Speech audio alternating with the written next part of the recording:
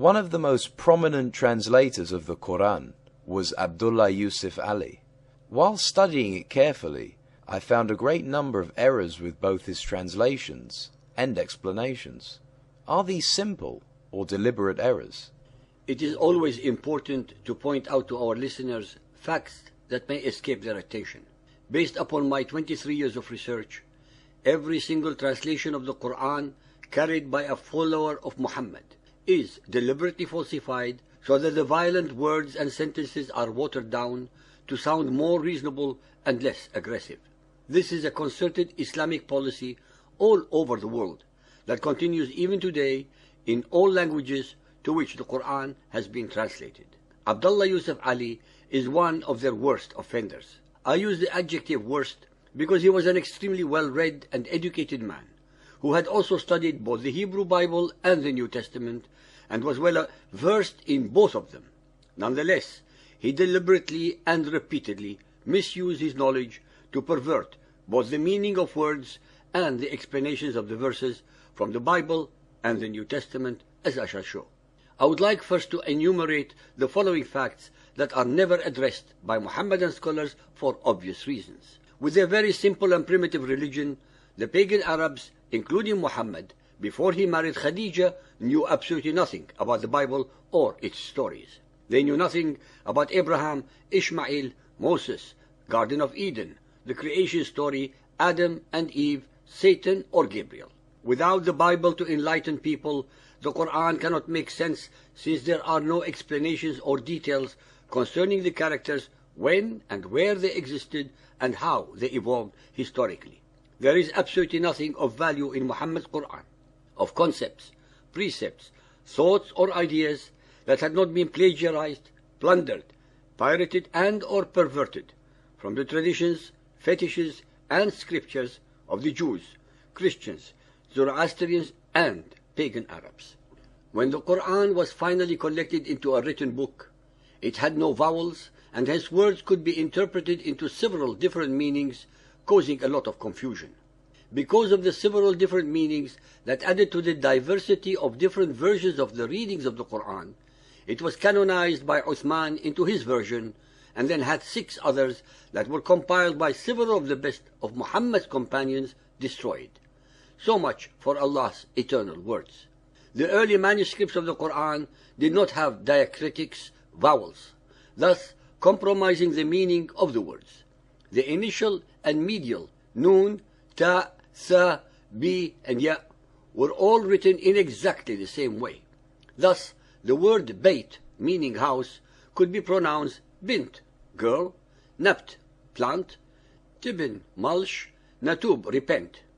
The vowels, diacriticals, necessary for the correct vocalization of the Quran were inserted by Al-Hajjaj bin Yusuf al-Thaqafi, who also added letters to the Quranic verses, thus actually altering the text as well as the meaning of the original words.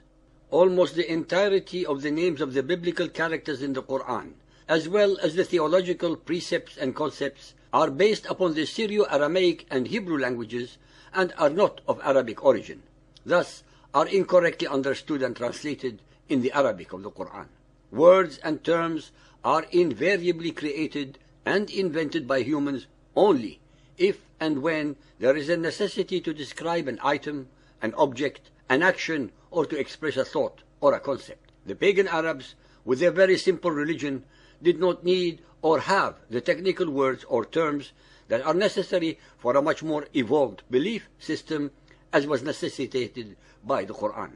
Moreover, it is invariably the dominant and more civilized power that loans technical words to a lesser one, such as that of the Arabs of the Hijaz in Muhammad's days, to describe complex precepts, concepts, and traditions. There are at least 118 of the most important religious and technical words and terms in the Quran that the Muhammadan exegetes such as Suyuti, Itqan, Al-Tabari's Tafsir al-Quran, Al-Jawaliqi's Mu'arrab, Al-Tha'labi's Kitab al-Jawahir, and others fully recognized and frankly admitted that they are not Arabic in origin, but loan words from Syriac Aramaic, Hebrew, Ethiopic, Persian, as well as Greek.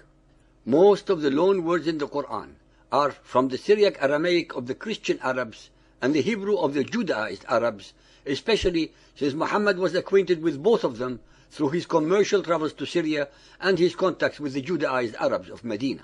Example of loan words that are found in the Quran, for which the Muhammadan philologists could not find an Arabic root, are Kalala, Ra'ina, Sijin, Tasnim, Iblis, Al-Samiri, Zanzabil, Salsabil, Ahbar, Asbat, to name just a few, which are actually Aramaic in origin, and one should not find their actual meaning in Arabic dictionaries, but in Aramaic sources.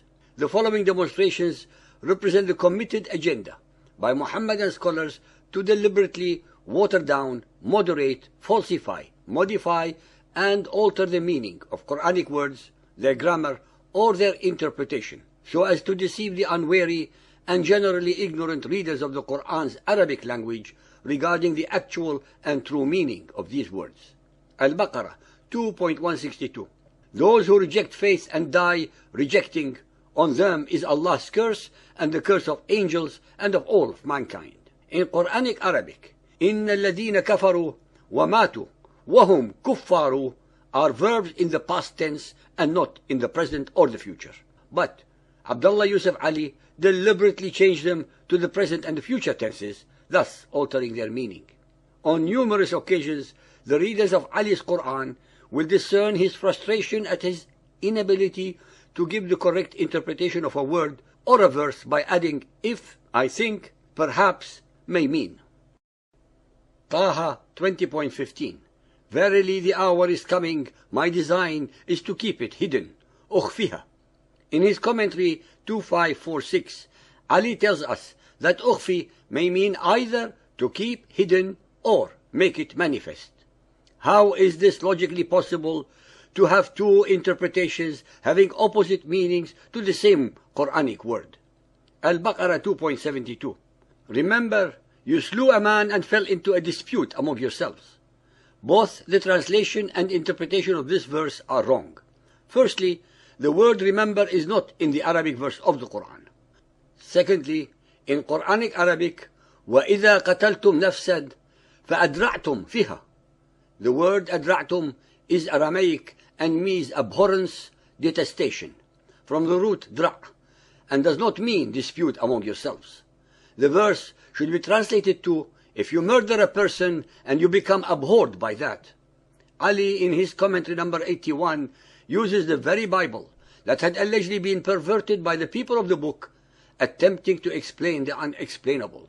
He thus exhibits an obscene level of intellectual and theological hypocrisy prevalent among the absolute majority of Muhammadan scholars. The Quran identifies Maryam, the mother of Jesus, with Maryam, the sister of Aaron, and Moses, and daughter of Imran. Maryam 19.27. At length she brought the babe to her people carrying him. They said, O Mary, truly an amazing thing hast thou brought. O sister of Aaron, thy father was not a man of evil, nor thy mother a woman unchaste. Al-Tahrim 66.12. And Mary, the daughter of Imran, who guarded her chastity. Ali's commentary is as follows in number 2481. Aaron, the brother of Moses, was the first in the line of Israelite priesthood.